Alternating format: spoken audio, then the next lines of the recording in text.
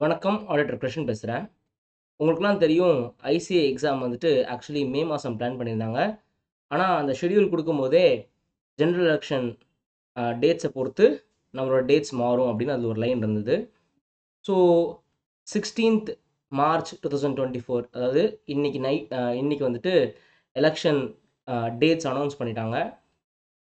19த் ஏப்ரல்லேருந்து 1 June and counting வந்துட்டு 4th June அதான் announcement. So அப்போ 4th ஜூன் வரைக்கும் லிட்ரலி எலெக்ஷன்ஸ் நடக்க போகுது அப்படின்ற மாதிரி நம்ம புரிஞ்சுக்கணும்.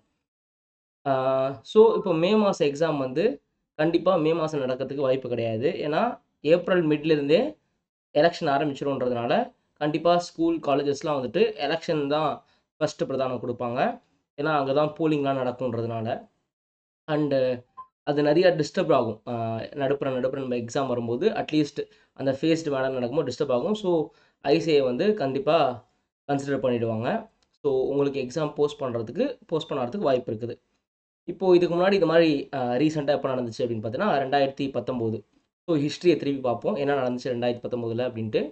இப்போது எப்படி நமக்கு மார்ச் 16 அன்னைக்கு எலெக்ஷன் கமிஷன் வந்து அனௌன்ஸ் பண்ணாங்களோ அதே மாதிரி அந்த டைமில் வந்து மார்ச் 10 அனௌன்ஸ் பண்ண ஞாபகம் எனக்கு இருக்குது.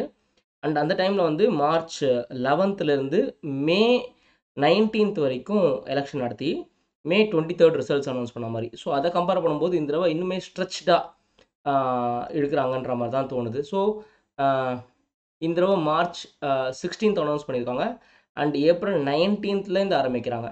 ஸோ அப்போது 11th மே 19th, இப்போது ஏப்ரல் 19th ஜூன் 1 அப்படின்ற மாதிரி. அது அப்படியே கொஞ்சம் ஒரு 7-8 நாள் ஸ்ட்ரெச் ஆகுதுன்னு வச்சுக்கோங்களேன்.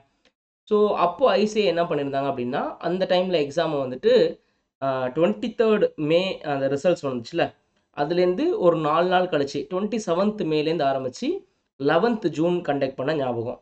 ஸோ அப்போது அதே மாதிரி இந்த தடவை வந்து 4th ஜூன் முடியுது அப்படின்னா ஒரு 4 நாள் அப்படின்னா ஒரு 7th or 8th ஜூனுக்கு அப்புறம் அங்கேருந்து ஆரம்பித்து அந்த 16 days கண்டக்ட் பண்ணுறதுக்கான வாய்ப்புகள் இருக்குது.